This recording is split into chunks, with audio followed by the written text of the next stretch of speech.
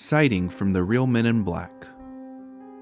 Before Men in Black, the 1997 film, the world did not have many references to the Men in Black beyond urban legends. In fiction, the characters of Will Smith and Tommy Lee Jones are agents from a secret service of the United States government who deal with otherworldly issues. But in real life, there are those who claim that the Men in Black are not only real, but indeed a secret government service which serves to cover events that threaten to uncover the existence of unnatural or extraterrestrial beings, and in which agents might not even be human. These individuals are said to appear every time one or more ordinary people had a sighting or contact of apparent extraterrestrial origin. Their job is to intimidate and silence witnesses to make sure the truth about these cases never become public knowledge. Its origin would go back to the middle of the 20th century, a prolific time in the history of UFO sightings. There have been several alleged sightings of the Men in Black, like some of the following ones.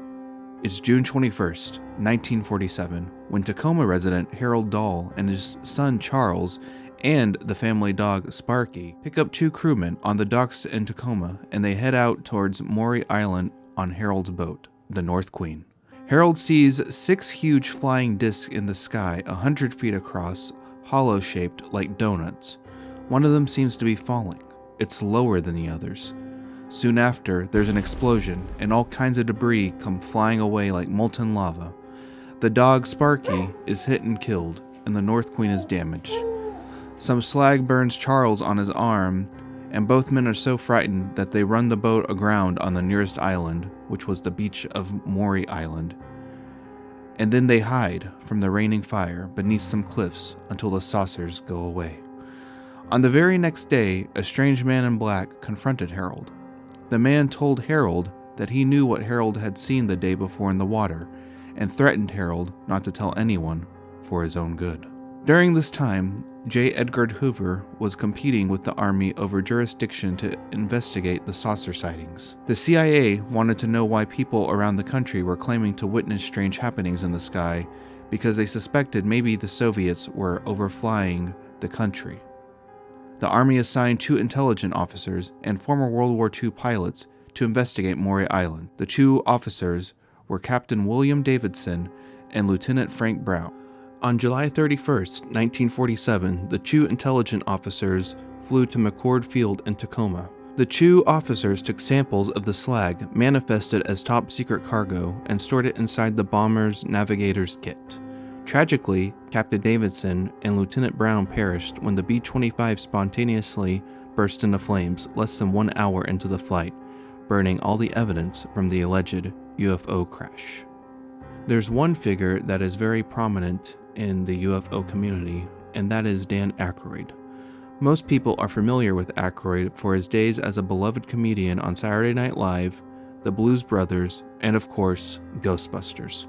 But Aykroyd's celebrity in the UFO world came after he joined filmmaker David Sereda in his 2005 documentary Unplugged on UFOs, and his subsequent endorsement of the Mutual UFO Network, or MUFON, which is a civilian-based group that researches reported UFO sightings. In 2002, Aykroyd was working on a documentary for the Sci-Fi Channel with several recognized names in the world of ufology, including Linda Moulton Howe, Stephen Greer, and John Mack. They had filmed 8 episodes of a series that was close to airing. One day, after filming, Aykroyd stepped outside for a cigarette and answered a phone call from Britney Spears, who wanted to talk about an upcoming SNL episode. While he was on the phone, he said he turned and looked out onto 42nd Street in New York and noticed a black SUV with a tall man dressed in black staring right at him. Aykroyd turned away, but then did a double take within a matter of a second, and the car had already vanished. 2 hours later, Aykroyd and the cast were told the show had been canceled completely and would never air. To this day, they were never given a reason why. Another figure that is prominent in the UFO community is Dr. Herbert Hopkins. It was an early autumn evening in September 1976. Dr. Herbert Hopkins, an alleged consultant for a UFO case, was home alone at his main residence while his family was out. What was about to transpire at his home that evening would haunt him for the rest of his life. Shortly after his family left for the evening, Hopkins received a phone call from a man who claimed to belong to a regional UFO investigative group. The man professed to have an interest in the Stevens case and asked if he might visit Hopkins at his home office that evening to discuss it. Uncharacteristically for Hopkins, he agreed to the visit from the stranger. After hanging up the phone, he walked to the front door of his home to open the primary door, in front of which there had been a glass door through which he would be able to see his visitor once he arrived. To Hopkins' surprise, as soon as he opened the door, a man wearing what appeared to be a dark navy suit, dark gray gloves, and a bowler-style hat was already heading up the walkway toward his house. Hopkins was aware that there were no phone booths, it being in the days well before mobile phones, and became startled by the fact that the man had seemingly appeared so quickly without having had time to travel the distance from the nearest public phone to Hopkins' residence. "I saw no car," Hopkins would later recall, "and even if he did have a car, he could not have possibly gotten to my house that quickly from any phone." Nonetheless, he greeted the strange visitor and welcomed him inside. The stranger sat down, and the two men began discussing the Stevens case at the visitor's request. Hopkins did most of the talking. As the visitor listened to Hopkins recount details of the case with which he had been familiar with, the visitor would only occasionally remark something along the lines of, "Yes, that's how I understand it," in response to what Hopkins had said. At one point, the visitor managed to brush his mouth with the back of one of his suede gloves, which revealed a red mark, like lipstick, on the back of the glove. Hopkins found this strange, and having his attention now drawn to the stranger's mouth, he found that the man appeared to have no lips, but instead only a thin slit. The lipstick, to Hopkins, had been worn to create a lip-like appearance for a mouth which, in truth, had none. His eyes were not remarkable, Hopkins said of the man, although he said they were dark-colored, though appearing to possess pupils like any other man. At one point during the conversation, the visitor told Hopkins, whose hand was in his pocket, that there were 2 coins in it. Hopkins, having only paid the local newsboy for a paper earlier that day, was able to confirm that 2 coins were in the pocket, after which the strange man asked that he remove one of the coins, which Hopkins did.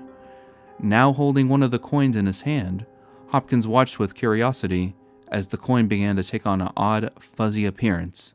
Then within seconds, it had vanished. "Neither you nor anyone else on this plane will ever see that coin again," the visitor reportedly said. "That was a neat trick," Hopkins told the stranger, who then asked him a puzzling question. He wanted to know whether Hopkins knew how Barney Hill, a purported alien abductee who along with his wife Betty claimed to have been taken aboard a UFO in 1961, had died. Hopkins said that he believed it had been a heart attack, to which the mysterious stranger said that to the contrary, Barney Hill died because he did not have a heart, just as you no longer have a coin. He then told me, or rather I should say he stated, that I had tape recordings on the Stevens case, Hopkins recalled, on the hypnosis and on the details and so forth. He didn't ask me, he didn't tell me, he just said it, Hopkins said.